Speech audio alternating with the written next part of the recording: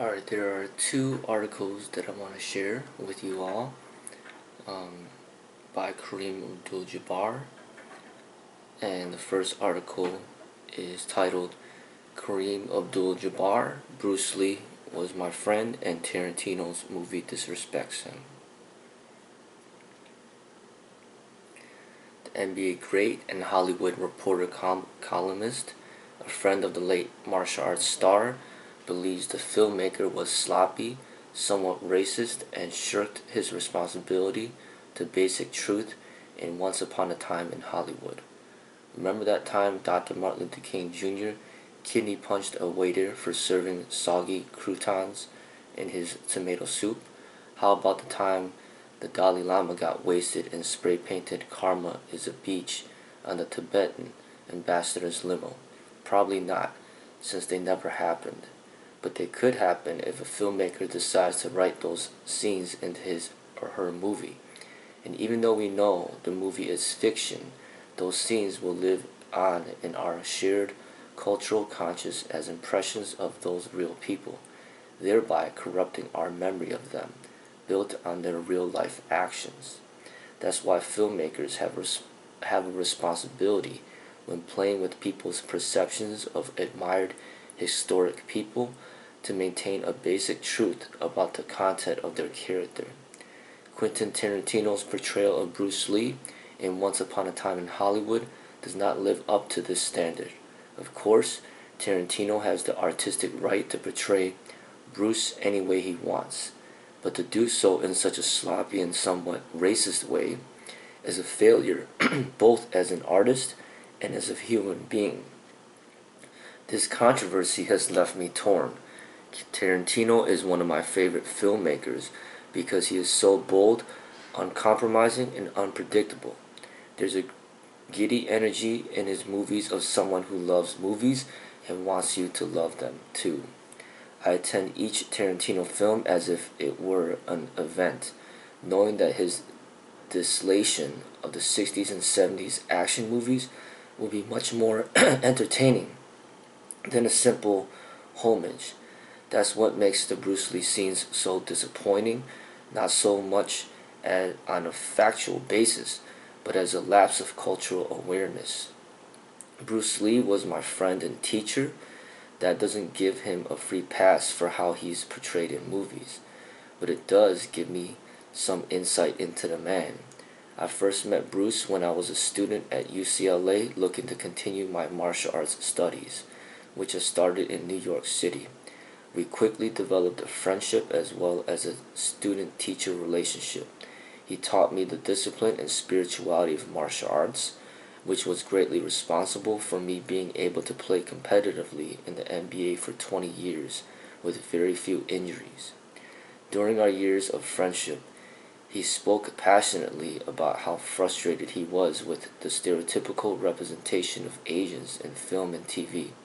The only roles were for inscrutable villains or bowing servants. In Have Gun Will Travel, Paladins' faithful Chinese servant goes by the insulting name of Hey Boy. He was replaced in Season 4 by a female character referred to as Hey Girl.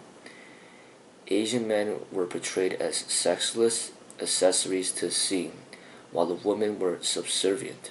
This was how African American men and women were generally portrayed until the advent of Sidney Poitier and blaxploitation films. Bruce was dedicated to changing the dismissive image of Asians through his acting, writing, and promotion of Jeet Kune Do, his interpretation of martial arts. That's why it disturbs me that Tarantino chose to portray Bruce in such a one-dimensional way. The John Wayne machismo attitude of Cliff, Brad Pitt, an aging stuntman who defeats the arrogant, uppity Chinese guy, harks back to the very stereotypes Bruce was trying to dismantle. Of course, the blonde, white beefcake American can beat your fancy Asian chopsaki dude because that foreign crap doesn't fly here. I might even go along with the skewed version of Bruce if that wasn't the only significant scene with him. If we'd also seen a glimpse of his other traits of his struggle to be taken seriously in Hollywood. Alas, he was just another hey boy prop to the scene. The scene is complicated by being presented as a flashback, but in a way that could suggest the stuntman's memory is cartoonishly biased in his favor. Equally disturbing is the unresolved shadow that Cliff may have killed his wife with a spear gun because she nagged him. Classic Cliff. Is Cliff more heroic because he also doesn't put up with outspoken women? I was in public with Bruce several times when some random jerk would loudly challenge Bruce to a fight. He always politely declined and moved on. First rule of Bruce's Fight Club was don't fight, unless there is no other option. He felt no need to prove himself. He knew who he was and that the real fight wasn't on the mat. It was on the screen and creating opportunities for Asians to be seen as more than grinning stereotypes. Unfortunately, Once Upon a Time in Hollywood prefers the good old days. That's article number 1. Article number 2, title, Kareem Abdul Jabbar weighs in on Once Upon a Time in Hollywood's sloppy, somewhat racist Bruce Lee. Basketball legend and iZombie actor Kareem Abdul Jabbar has become the latest person with close personal ties to martial arts icon Bruce Lee to take issue with the way he was depicted in Quentin Tarantino's Once Upon a Time in Hollywood, the biggest non-franchise movie of the summer and one of the filmmaker's most financially successful movies yet. In the film, Lee was depicted as an arrogant and disrespectful blowhard who could not hold his own in a real fight, something we know because he picked one at the drop of a hat. Lee's daughter had previously objected to the characterization, with Tarantino defending the film against her criticism. Abdul Jabbar, who studied under Lee and appeared in the film Game of Death alongside with the Jeet Kune Do founder, said that Tarantino shirked his responsibility to do basic research as a filmmaker, something that Abdul Jabbar would know a little something about since he has been a writer on TV, film, and comics projects in the past. Most recently, he worked in the writer's room on Veronica Mars and was credited right on Entering a World of Pain, the 6th episode of the recent revival of the series. He also wrote the documentary On the Shoulders of Giants with co-writer and producer Anna Waterhouse. Even though we know the movie is fiction, those scenes will live on in our shared cultural conscious as impressions of those real people, thereby correcting our memory of them built on their real-life actions. Abdul Jabbar wrote in a column at The Hollywood Reporter, where he is a regular contributor. That's why filmmakers have a responsibility when playing with people's perceptions of admired historic people to maintain a basic truth about the content of their character. Quentin Tarantino's portrayal of Bruce Lee in Once Upon a Time in Hollywood does not live up to this standard.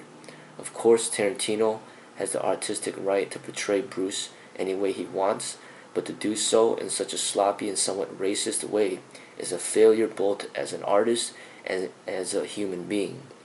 Once Upon a Time in Hollywood, which is rumored to have a 4-hour cut coming to Netflix, centers on an over-the-hill Western actor and his bodyguard who inadvertently became embroiled in a sequence of events that bring them into the orbit of the Manson family, the murderous cult controlled by Charles Manson. In the film, a version of Lee appears, nominally there to help teach fighting skills to people on the set of a movie, but ends up fighting with Brad Pitt's Cliff Booth.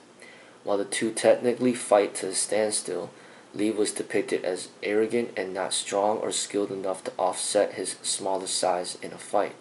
The loss, though, is not what turned Abdul Jabbar off of the depiction. I was in public with Bruce several times when some random jerk would loudly challenge Bruce to a fight. Abdul Jabbar wrote, he always politely declined and moved on.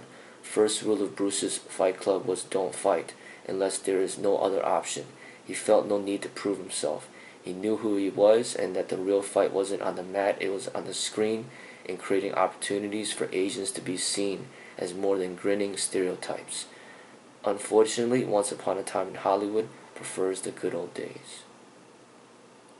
Alright, so I just wanted to share those articles. I'm very thankful for Kareem Abdul Jabbar to stand up, against this, to stand up for Bruce Lee, to stand up for Asian Americans, and the way that they're depicted in Hollywood. Kareem Abdul-Jabbar he's an NBA amazing basketball player, amazing actor, and very famous, very well respected, and he's like pretty much like the basketball version of a living Muhammad Ali, and I'm very thankful that he stood up and shared what he shared, and there's a lot of truth to what he said, and I just want people to to think about that and to reflect on that. I'll put the links below of these two articles.